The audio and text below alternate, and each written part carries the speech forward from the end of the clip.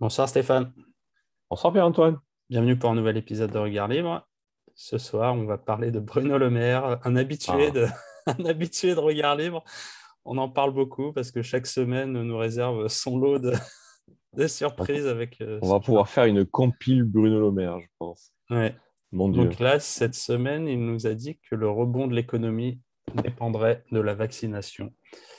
Le ministre de l'économie a notamment rappelé que les tests PCR antigéniques coûtent près de 100 millions d'euros par semaine à la France, soit 5 milliards d'euros depuis le début de l'année 2021.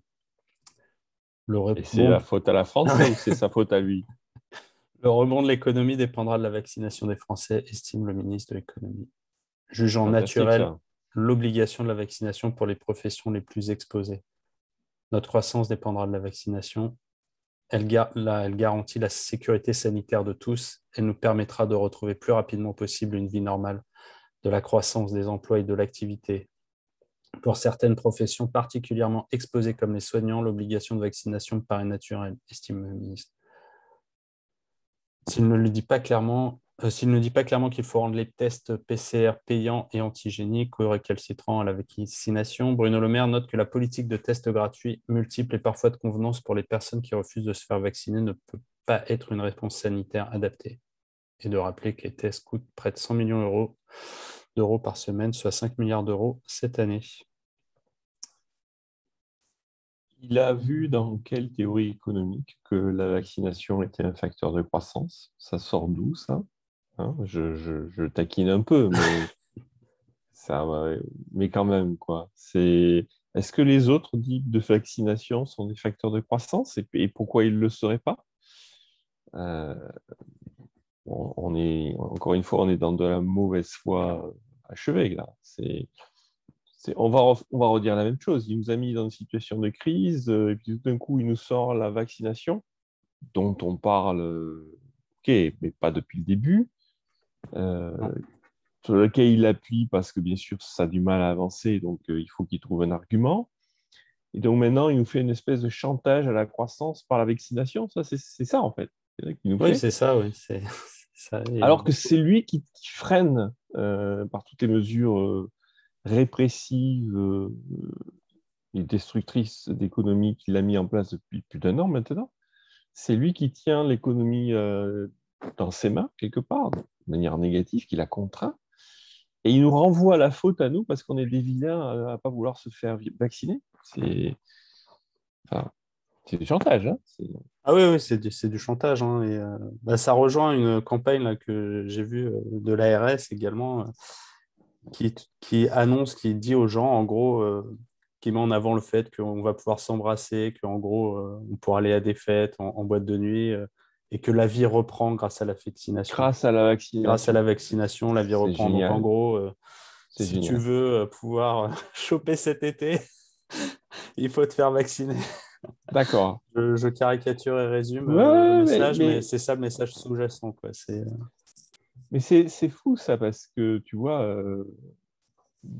alors je veux bien qu'on soit des cas particuliers et moi pas spécialement, mais moi ma vie elle a changé depuis un an et demi pour tout un tas de raisons, notamment tout ce qui est lié au confinement, très clairement. Mais la vaccination ne change rien, n'y change rien. Il y a, rien de ce qui vient d'être dit n'a changé réellement, certainement ma vie, bon, mais je pense la vie de beaucoup de gens. Donc, on est vraiment dans de l'intox, du baratin. Et si l'ARS dit un truc de ce type-là, je sais pas moi, l'Agence régionale de santé, elle sort très clairement de son boulot. Là, on tombe dans de la propagande pure Ah et dure. oui, oui, c'est propagande C'est pure et même dure. plus des questions de ça. C'est même plus un discours qui est lié à de la santé, ça. Et puis la santé se résumerait à la vaccination du Covid, alors que le Covid est j'ose même pas dire un fléau marginal, le mot fléau me paraît déplacé, pardon. Et de la même façon, Bruno Le Maire nous sauverait l'économie par la vaccination. Mais je pense que si c'est vrai, il faut qu'il fasse une thèse en économie, qu'il vende sa recette miracle à tout un tas d'autres pays qui ont du mal. Prix Nobel Ouais, prix d'économie, hein. Nobel. Ça vaut presque, c'est presque du Esther Duflo avec l'argent magique. On Ouais. a fait une vidéo à l'époque avec Esther Duflo, l'argent magique. Là, maintenant, on a l'économie magique par la vaccination, quoi. Ouais.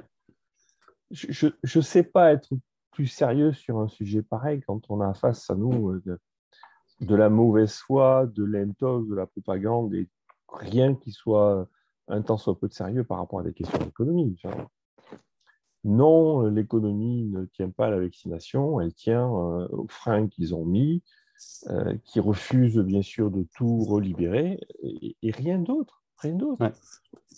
Parce qu'en fait, en fait, ça dit implicitement, et on voit que ce message, en fait, cette conception implicite est reprise par tout le monde quand les gens disent il faut aller vous faire vacciner parce qu'il va y avoir une quatrième vague, et qu'en gros, s'il y a une quatrième vague et que les gens ne sont pas vaccinés, il faudra refaire un confinement parce qu'on sait très bien que les confinements, ça marche pour Bien les gens sûr, qui ne sont pas vaccinés. Donc, voilà, c'est implicitement le message, c'est si vous ne le faites pas, reconfinement. Donc, c'est la raison pour laquelle Bruno Le Maire dit que la vaccination sauvera l'économie, parce que comme ça, ils n'auront pas à faire bien de sûr. reconfinement. Mais je sais ce que tu vas me répondre au titre de l'avocat du diable, hein, mais même à supposer qu'il y ait une quatrième vague, je souris en disant qu'on a passé les trois premières quand même, hein.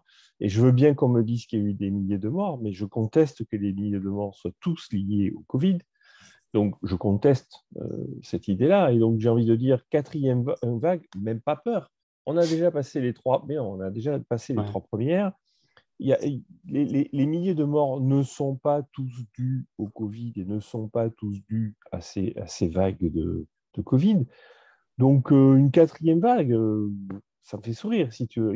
S'ils ne sont pas capables de changer de stratégie, de discours, et que tout ce qu'ils envisagent effectivement, c'est soit la vaccination, soit le masque, soit le confinement comme ils ont fait jusqu'à présent, sans changer finalement fondamentalement, ça peut durer très très longtemps et ça montre mauvaise foi et incompétence. Mais Ouais. bon, c'est pas une surprise. Et ce qui me surprend aussi, c'est que beaucoup de libéraux, entre guillemets, ont intégré tu vois, ce Mécanisme, chantage, ce le mécanisme de chantage. dire, en gros, si il y a une vague, confinement, et que c'est Ben oui, normal, bien et sûr. que c'est Oui, logique, voilà, et c'est. qu'on n'a pas à le contester, Oui. que tout va bien, on fait un confinement, même si nous, on dit depuis le début que c'est illégitime, mais ça ne rentre même plus la question ne rentre même plus Hmm. en compte. Tout le monde l'a intégré, donc en gros, si on est confiné, ça sera de la faute de celui qui n'est pas vacciné, Oui, oui, mais oui. pas des gens qui te confinent. Et c'est vrai que je vois beaucoup de libéraux être fiers de se faire vacciner, porter le masque, effectivement douter peut-être du confinement, de tout un tas de choses. C'est vrai malheureusement, hein. C'est très vrai ce que tu dis, alors qu'il devrait être en pointe de la contestation ou en tout cas de la remise en cause. Euh, que dire, toi, on tourne un peu en rond parce on est Ouais, sorti du on a sujet déjà économique, évoqué. Ouais. oui, oui, et qu'on en a parlé, mais parce qu'on redit les mêmes choses, non, tous ces arguments ne sont pas vrais, c'est de la mauvaise foi. Il y a peut-être des soupçons de vérité, mais rien qui ne justifie de mettre le pays à genoux, rien qui ne justifie d'employer des méthodes de gauche, en fait, qui sont celles Ouais. qui consistent à reprocher aux autres un problème qui n'existe pas, une victimisation. Donc c'est quelque part tout ça, ce sont des méthodes qu'emploie la gauche, hein. C'est quand même hallucinant de voir ça chez Bruno Le Maire, qui était censé un jour être libéral, Ouais. et d'autres. Et d'autres. Ok, donc bon, a priori, Bruno Le Maire n'aura pas le prix Nobel d'économie. Quoique, on ne sait pas, Oh, Esther Duflo l'a bien eu, donc. voilà, exactement. Duflo l'a eu, donc je pense qu'il peut être un bon candidat. Ouais. Ok, très bien. Bah, affaire à suivre alors. Merci Stéphane. Je t'en prie.